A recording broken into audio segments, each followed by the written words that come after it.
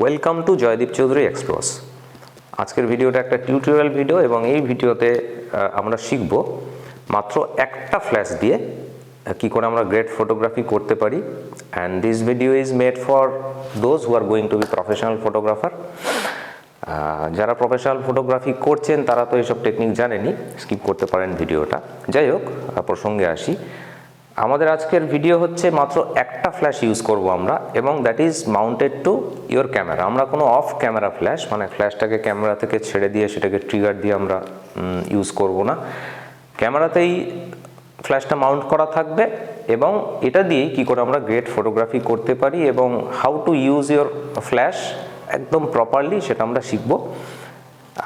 কি ক্যামেরা ব্যবহার করছি একটু বলে নিই। আমি নাইকনের Z6 ইউজ করছি along with 2470 f4 Z lens. তার সাথে গোডক্সের V1 ভীষণ পপুলার একটি ফ্ল্যাশ, দাম অ্যারাউন্ড 15,000 টাকার কাছাকাছি। এর একটি বিশেষত্ব আছে, হেডটি হচ্ছে রাউন্ড হেড, মানে গোল হেড। রাউন্ড হেডের কতগুলো ফেসিলিটিস আছে, অ্যাডভান্টেজেস আছে, সেটা আমাদের আজকের টপিক না, পরে বলা যাবে। তো আমাদের এই কাজটা করতে গেলে আমাদের একজন মডেল দরকার। তো আমাদের একজন মডেল আছে এবং সে মডেল কিন্তু ফটোগ্রাফার, সে নিজে একজন ফটোগ্রাফার এবং ভালো ছবি তোলে। তার নাম Pushpendu. So let's get Pushpendu in the stage. Welcome Pushpendu to my channel. একটু ইন্ট্রোডিউস করে দিও Pushpendu. He is a fantastic photographer, portrait photographer, wedding photographer, এবং ওর নিজস্ব চ্যানেলও আছে ফিল্ড ফটোস বলে, চেক করতে পারেন। তো আমাদের আজকের মডেল হচ্ছে পুষ্পেন্দু, ফটোগ্রাফারই মডেল।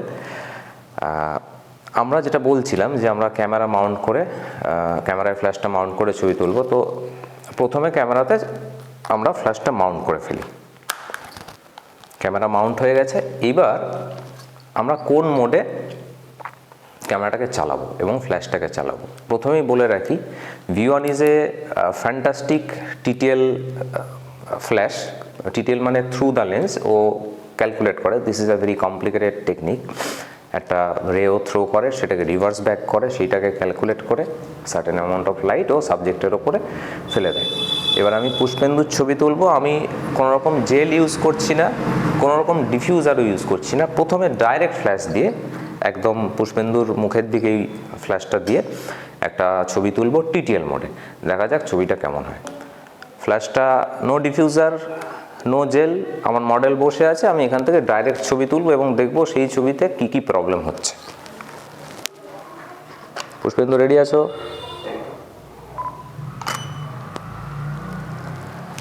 হ্যাঁ, এই ছবিটা হলো। এখানে একটা জিনিস দেখুন, পুষ্পেন্দু যে ছবিটা হয়েছে, বাই দ্য ওয়ে আমরা কিন্তু হোয়াইট ব্যাকগ্রাউন্ডে শ্যুট করছি আজকে। তো পেছনে, পুষ্পেন্দুর পেছনে শ্যাডো কাস্টিং সেটা খুব স্ট্রং হয়ে গেছে, কারণ আমাদের ফ্ল্যাশ হেডটা ছোট।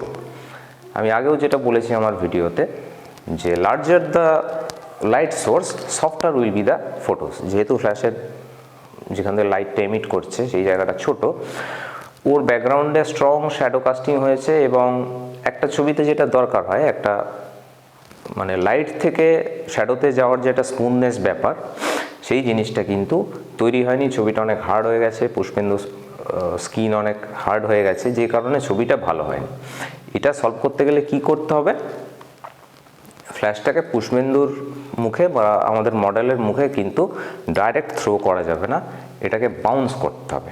বাউন্স মানে কোথাও একটা রিফ্লেক্ট করতে হবে। তো আমাদের কাছে কোনো রিফ্লেক্টার নেই এই মুহূর্তে, কিন্তু একটা বড় রিফ্লেক্টার আছে, দ্যাট ইজ আমার ছাদ, মানে সিলিংটা। সিলিংটাও কিন্তু আপনারা দেখতে পাচ্ছেন না, এটাও হোয়াইট। আমি সিলিংয়ে এই লাইটটা বাউন্স করব, রিফ্লেক্ট করে দেবো। কিন্তু এখানে একটা জিনিস ইম্পর্টেন্ট, সিলিংয়ে যখন আমি লাইটটা বাউন্স করব, ফ্ল্যাশকে কিন্তু অনেকটা পথ ট্রাভেল করতে হবে। মানে আমি আগে এই পজিশনে দাঁড়িয়েছিলাম, এইখান থেকে ফ্ল্যাশটা লাইট থ্রো করছিল এই ডিস্টেন্সে, মানে অ্যারাউন্ড 6 ফিট।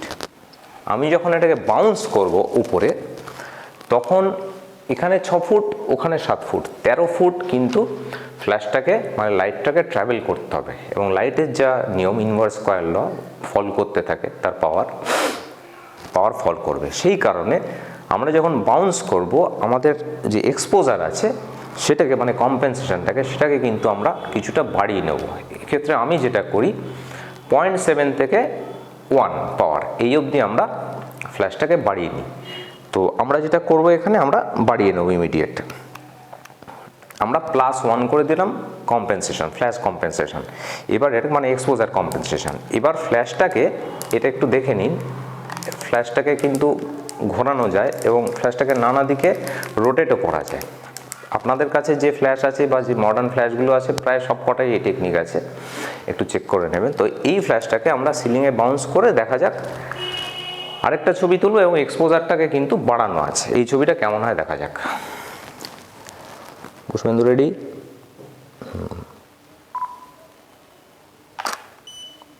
Once more.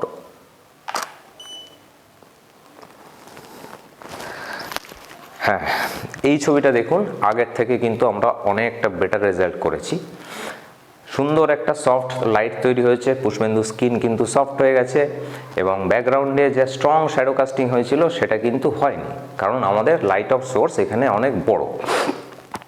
কিন্তু এখানে দুটো একটা সমস্যা রয়েই গেছে, সেটা হচ্ছে পুষ্পেন্দুর নিচের পোর্শনে যেহেতু আলোটা উপর থেকে আসছে, এই পোর্শনে কিন্তু আলোটা যায়নি। এবং আরেকটা বড় সমস্যা হয়েছে, আমরা যখন ছবি তুলি মানুষের সবচেয়ে ইম্পর্ট্যান্ট জায়গা হচ্ছে চোখ। এই চোখে একটা ছোট্ট ক্যাচ লাইট থাকার দরকার আছে।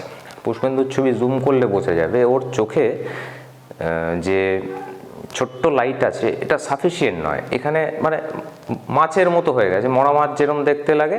তো একটা লাইভ চাই, একটা পোর্ট্রেট একটা লাইভ চাই, তার জন্য চোখটা চিকচিক করতে হবে, এটাকে আমরা ক্যাচ লাইট বলি। সেই ক্যাচ লাইটটা এবার আমার ইন করতে হবে, অ্যাজ ওয়েল অ্যাজ তলার দিকে যে শ্যাডো পোর্শন তৈরি হয়েছে সেটাকে কিন্তু আমার কাটাতে হবে। তার জন্য কি করতে হবে, আমরা একটা রিফ্লেক্টর ইউজ করব। দেখা যাক রিফ্লেক্টর কী জিনিস। আমরা কিন্তু রিফ্লেক্টর নিয়ে এসে গেছি। এই যে রিফ্লেক্টরটা আছে এটা একটা ম্যাগনেটিক রিফ্লেক্টর, এটা V1 কিটের সাথে কিনতে পাওয়া যায়। এটা এইখানে লাগালে টুক করে লেগে যায়। আপনাদের কাছে যদি এই ফ্ল্যাশটা না থাকে, আপনার কাছে যে ফ্ল্যাশটা আছে তাতে বিল্ট ইন রিফ্লেক্টর কিন্তু আছে, ওটাকে টেনে তুলে নিতে হয়, সেটা তুলে নেবেন। এবার আমরা রিফ্লেক্টর দিয়ে পুষ্পেন্দুর ছবি তুলব এবং দেখব যে সেই প্রবলেমটা সলভ হয়েছে কিনা। পুষ্পেন্দু রেডি?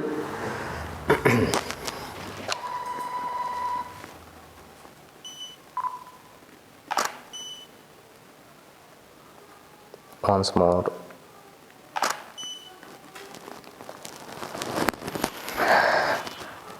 ইয়েস, এবার যেটা হলো এই ছবিটা আপনারা দেখুন, পুষ্পেন্দুর সুন্দর একটা সফট লাইট তৈরি হয়েছে এবং নিচের দিকে যে ডার্ক পোর্শনটা ছিল সেটা কিন্তু আমরা অনেকটা অ্যাভয়েড করতে পেরেছি। ওর গলার কাছে শার্টে কিছুটা লাইট গেছে, অ্যাজ ওয়েল অ্যাজ আমরা আগে যেটা বলছিলাম চোখে কোনো ক্যাচ লাইট ছিল না, একটা ক্যাচ লাইট কিন্তু ছোট্ট ইন হয়েছে। এইবার আমরা কিছু ভালো ছবি তুলব, পুষ্পেন্দুর কিছু পোজ চেঞ্জ করাবো, দিয়ে ছবিটা দুটো একটা ছবি তুলবো। তারপরে পুষ্পেন্দুকে আমি একটু অন্য লোকেশানে নিয়ে যাব, মানে আউটডোরে না ইনডোরেই, এই কোণাটায় আমি বসিয়ে সেখানে কিছু পোজিং করে ছবি তুলবো। লাইট সেটিং কিন্তু আমরা আগের মতোই রাখছি, এখানে আমরা কোনো চেঞ্জেস আনছি না। তাহলে পুষ্পেন্দু চলো।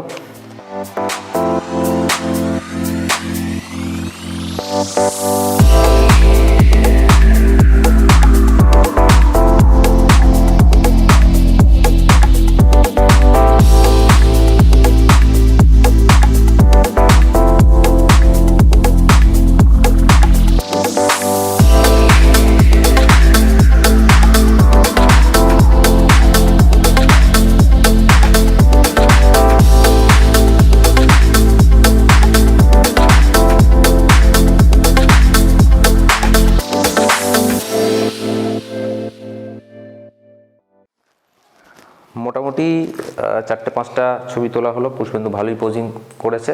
এবার আমরা পুষ্পেন্দুর পজিশান চেঞ্জ করে সেখানে আর 2-3টে ছবি আমরা তুলব।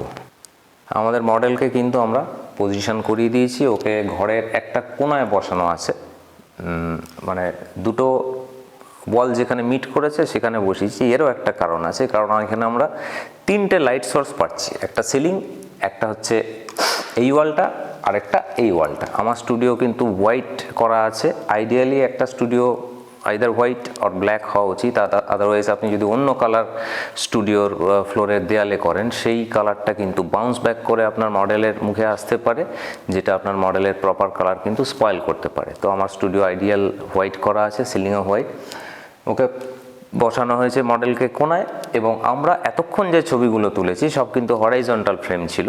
এবার আমরা টল ফ্রেমে যাব, মানে ভার্টিক্যাল ফ্রেমে।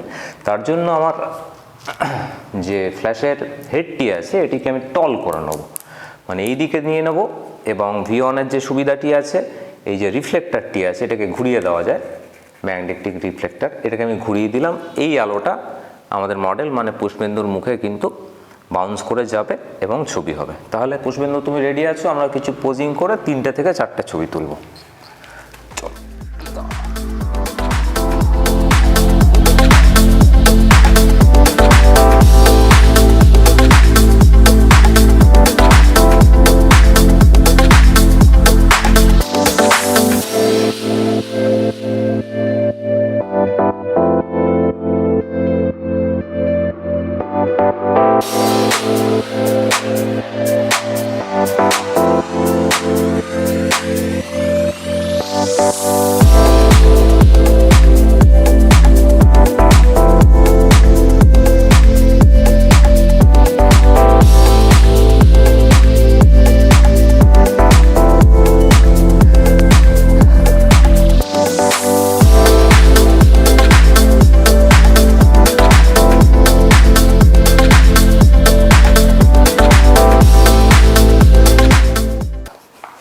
পুষ্পেন্দুর অনেক ছবি তোলা হলো, আমরা বসিয়েই তুলেছি, কোনো দাঁড়িয়ে ছবি আমরা তুললাম না।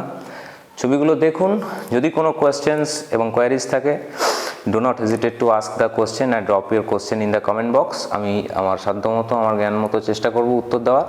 সামনের দিন আরও টিউটোরিয়াল ভিডিও নিয়ে আসছি, as well as photographic tips, tricks and many more. Connected থাকবেন আমার চ্যানেলে। আজকের মতো আসছি, আলবিদা।